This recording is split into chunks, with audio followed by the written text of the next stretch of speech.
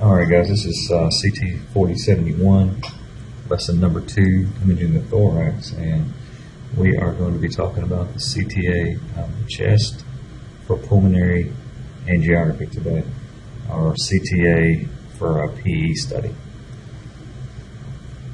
CT pulmonary angiography for PE has become very popular over recent years, and you'll most definitely encounter this exam during clinic and as you graduate. In Romans, she goes into great detail about the study and explains details of anatomy and blood circulation that are crucial to understand this very technically difficult study. So we'll devote a little more attention to that area as you encounter it in clinic, so that as you encounter it in clinic, it won't be so terrifying. First, let's define and discuss pulmonary embolism. Pulmonary embolism occurs when a thrombus or blood clot breaks free from elsewhere in the venous system, and then migrates, or it's usually the lower extremities, and then it migrates to the pulmonary arteries, blocking it and reducing the blood flow to the lung tissue.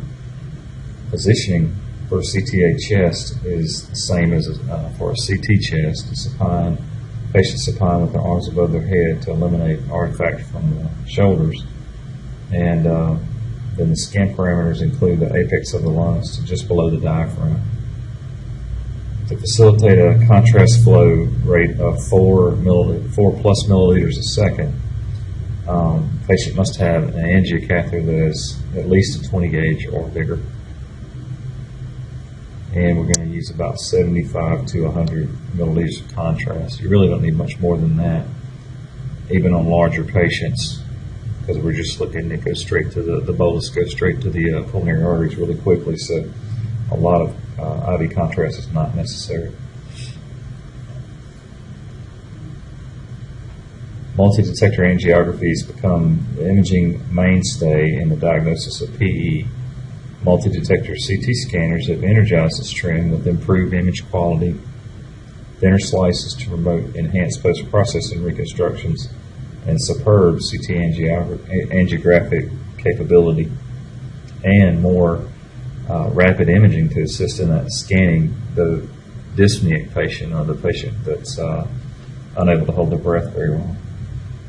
CT pulmonary angiography is considered by many to be better than traditional catheter or invasive pulmonary angiography, which is limited to the number of projections that you get, and it suffers from vessel overlap as well. The formation, development, or existence of a clot within the vascular system is referred to as thrombosis. And when thrombosis occurs,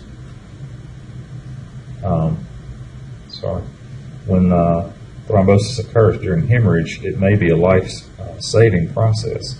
However, thrombosis can be life-threatening when it occurs at other times, and the danger is that the thrombus can occlude a vessel and stop the blood supply to the organ. Now, if the thrombus detaches from its original site, it's referred to as an embolus. In addition to clotted blood, an embolus can be formed much less commonly from fat, air, or tumor tissue. The embolus is carried through the bloodstream and can ultimately occlude a vessel at a distance from its origin. For example, a thrombus that originated in the patient's leg veins after a hip fracture and a long convalescence may travel up the inferior vena cava, through the right atrium, the right ventricle, and the pulmonary trunk into the pulmonary artery. And there the embolus may partially or completely occlude that artery, and it results in symptoms such as chest pain or shortness of breath. Pulmonary embolism is a life-threatening condition, and most pulmonary emboli are caused from thrombi originating in the lower extremities, known as the deep vein thrombosis, or DVT. Pulmonary emboli can be caused by clots from the venous circulation, the right side of the heart, tumors that have invaded the circulatory system, or other sources such as amniotic fluid, air, fat, bone marrow, and foreign substances. Pulmonary emboli may arise within the body, or they may gain entrance from external forces, such as that sometimes occurs after a compound fracture. PE and DVT together are often referred to as venous thromboembolism.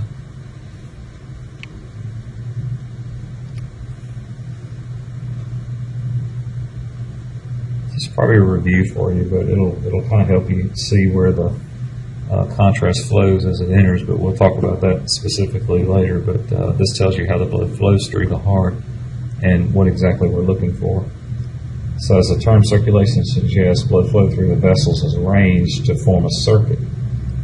And the circular pattern of blood flow from the left ventricle of the heart through the blood vessels to all parts of the body and back to the right atrium is referred to as systemic circulation. The left ventricle pumps blood into the ascending aorta. From there it flows into the arteries that carry it into various tissues and organs of the body. And within each structure, blood moves from arteries to arterioles to capillaries. And here, the vital two-way exchange of substances occurs between blood and cells. And then next, the blood flows out of each organ by way of venules, and then the veins to drain, eventually into the inferior or superior vena cava. Now, these two great veins of the body return venous blood to the right atrium to complete the systemic circulation. But the blood has not quite come full circle back to its starting point of the left ventricle. To do this, it start on its way again, it must first flow through another circuit, and that's the pulmonary circulation. Venous blood moves from the right atrium to the right ventricle to the pulmonary artery, to the lung and the capillaries. And out in the lung and the capillaries, this is where the exchange of gases between blood and air occurs, which involves conversion of the venous blood to arterial blood. That oxygenated blood, it then flows on through the lung venules into 4 pulmonary veins and returns it to the left atrium of the heart to be pumped out again through the systemic circulation.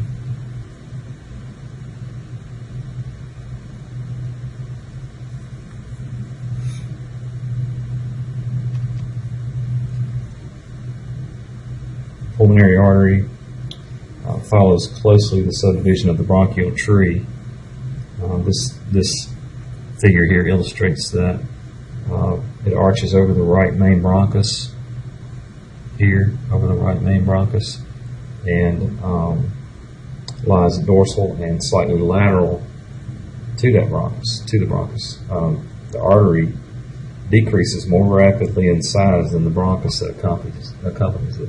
So as you can see, it's flowing along with the bronchioles into the lung, right over, and so this is why we use the carina as a point to find on our prep before we inject the contrast in our monitor slice, if you will. That's what GE calls it, where you're going to be looking at. But you can see where the pulmonary arteries are right here below the carina of the bronchotrachea. By the time it reaches the secondary pulmonary lobule, it's approximately 1/4 to 1/8 the size of an alveolar duct. And the pulmonary artery finally ends in a capillary network surrounding the alveolus, and then the pulmonary veins originate from that capillary network. The main pulmonary artery divides into the right and left pulmonary arteries. The right pulmonary artery passes under the aortic arch, below the tracheal bifurcation, and crosses in front of the right bronchus between its upper lobe and lower division branches. One going to the upper lobe and then one supplying the middle and the lower lobes. Each of the branches of the subdivisions closely follows the corresponding branches of the bronchial tree, with the artery line along the upper side of the bronchus most of the way. The left pulmonary artery is seen just below the aortic knob as it arches posteriorly into the left lung. The pulmonary artery forms the crescent-shaped shadow of the left hilum above the downward curving left bronchus. And then the left pulmonary artery enters the hilum as 3 branches. It then subdivides into upper and lower lobe arteries and then into 9 principal branches, 5 of which go to the upper lobe and then 4 to the lower lobe, following the corresponding bronchial trees that go with it.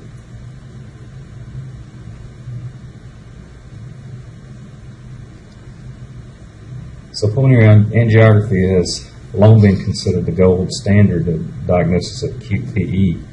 However, several shortcomings. It has several shortcomings. It's invasive, expensive. It's been associated with small but significant risk of major complications. And in addition, it's not universally available. Not every small hospital has a interventional radiology room where they can perform those pulmonary angiographies, but they probably do have a multi-slice CT scanner that can do it. Using angiography as the gold standard implies it's 100% accurate, but a number of researchers have challenged that. Some studies have found that the safety of the exam and the accuracy of interpretation are highly dependent on the experience of the radiologist. Whereas with the CTA, it can be pretty obvious most of the time.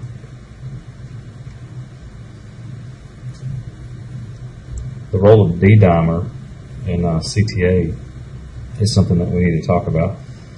A laboratory test known as a D-dimer enzyme-linked immunosuppressant assay, or ELISA, E-L-I-S-A, can play a valuable role in the workup for possible PE. It's an inexpensive blood test. It can be used as a screening tool for suspected PE. If D-dimer values are within the normal range, there's a very low likelihood of PE. And unfortunately, an abnormal D-dimer value does not confirm the presence of PE, as many other causes may result in elevated D-dimers, but such as cancer or myocardial infarction, pneumonia, sepsis, and pregnancy. So the test is usually done with understanding that an elevated value indicates the necessity for further tests. So when you see a elevated D-dimer and you're complaining because you really don't want to do the CTHS, just remember that that physician really has to follow that up, because there's no guarantee that there's not a PE there.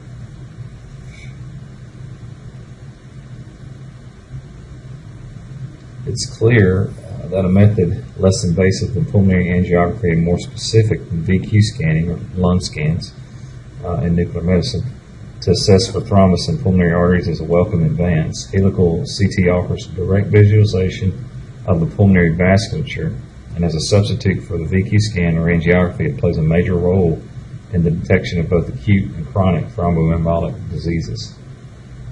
CT venography may be performed after imaging of the arterial system to assess for venous thrombosis within the pelvis and the lower extremities as well. In addition to imaging the pulmonary arterial system, CTV or CT venography may be performed to assess the venous thrombosis within pelvis and the lower extremities, and this is accomplished by obtaining a second scan series in a delayed venous phase about 180 seconds after IV contrast injection from the crest, iliac crest through the knees. So you kind of get a double study with that. And the advantage of CTV over ultrasound is it is often able to detect venous thrombosis in the pelvis, which is typically obscured by bowel gas on ultrasound.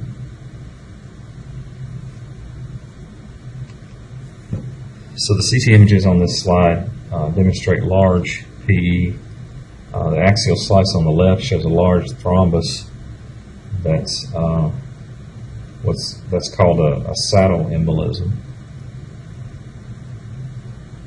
I'm sorry, a bit backwards. The axial slice on the left shows a large thrombus, including the right pulmonary artery, and then on the right, that's what's called a saddle embolism, and that's when the embolism stretches across the bifurcation of the right and the left pulmonary arteries, and it kind of resembles a saddle.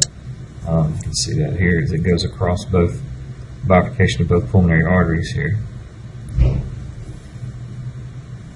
And you can tell the difference in the enhancement of the other vessels in these two scans.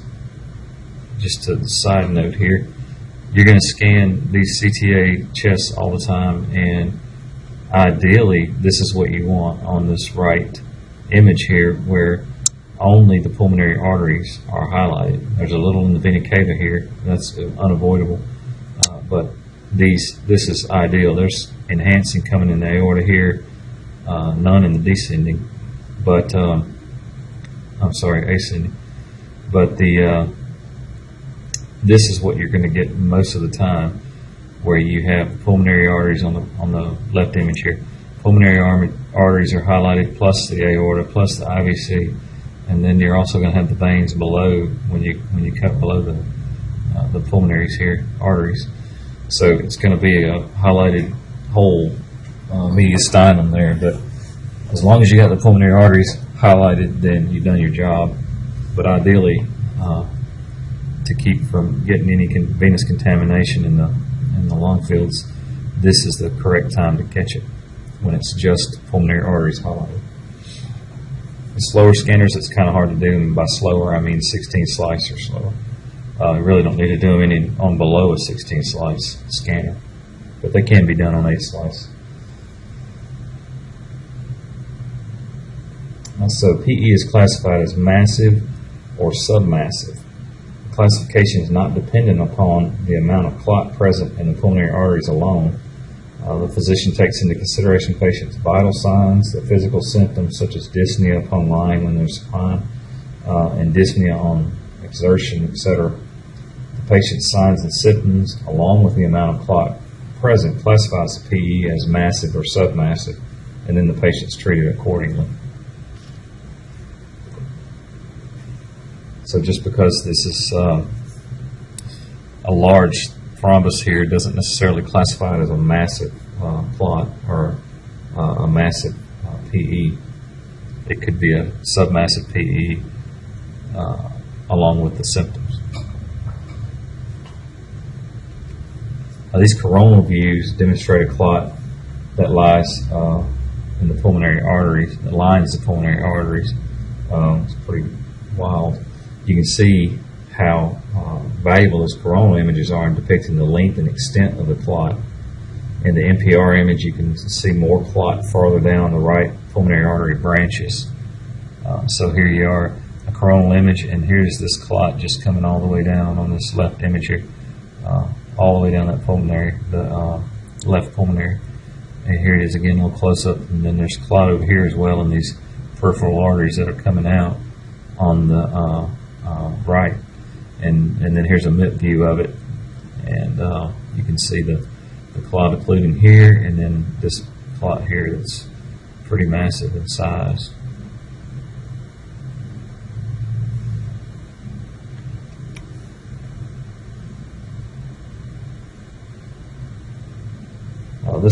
This slide's just informational purposes only. We're going to discuss in detail the NPR and MIPS in the physics courses, but it does tell you that a MIP is a maximum intensity pixel, or a maximum intensity projection, and then a MIP image.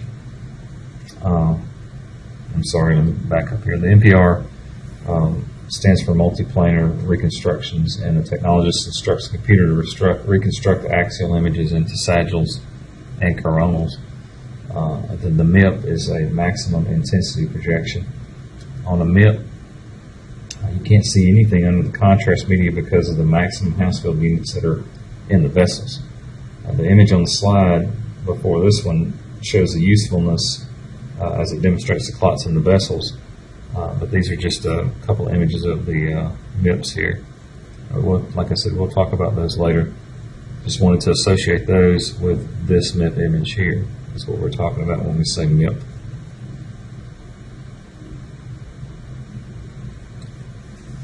Again, when positioning the patient for CTA chest, the patient's supine with the arms over their head, and we scan from the lung apices to just below the diaphragm. To locate the pulmonary arteries for test injection or bolus tracking software, usually one scan is sufficient and is placed at the carina.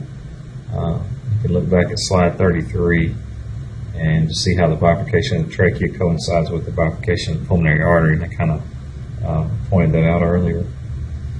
So normally, pulmonary arteries are going to be at peak enhancement anywhere from 10 to 16 seconds. The timing is very critical with this exam, which makes it technically challenging for a lot of CT technologists. So if you look here's one right trachea bifurcation, and here's the left and the carina in the middle. So the pulmonary arteries are going to lie right in there. So you would take a test scan And I would put this line number 2 a little bit lower because you can see where the bifurcation is. I would bring it down right below that. But for some reason, this person took 4 slices on their monitor delay. But anyway, usually 1 is sufficient at the corona to see the pulmonary arteries.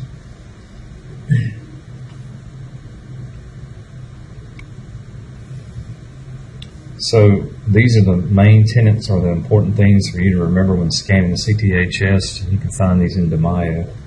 Number 1, you'll scan helically with 0.5 to 1.25 millimeter reconstruction slices. Most technologists will scan the chest at 2.5 millimeters and use smaller reconstructed axials to rebuild the NPR and the MIP views. Number 2, you want a short scan time with a single breath hold.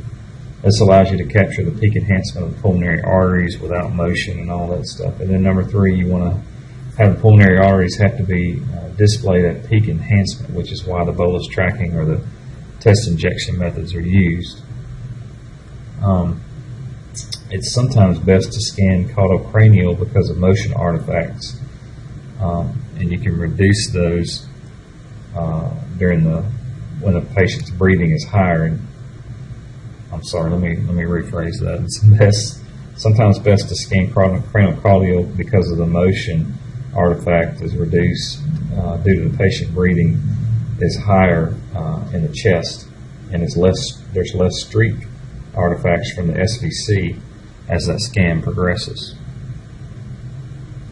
I'm unsure how many facilities to do this, and I'd like to know, so just check out protocols at your facility and see if you scan from in that caudocranial direction, and then let me know. Most places use 75 to 100 or 150 milliliters of contrast, 4 to 5 milliliters a second. I've got 150 there. I think that's probably what's in the book, but it's really not. Just 100 milliliters is usually adequate. Again, the patient must have 20 gauge or bigger IV access. The injection is followed by a saline flush, which reduces artifact from the SVC, and then it maximizes the minimizes the contrast in the tubing. I'm sorry, that's wrong there. Minimizes the contrast in the tubing and the peripheral veins so that you can use less contrast.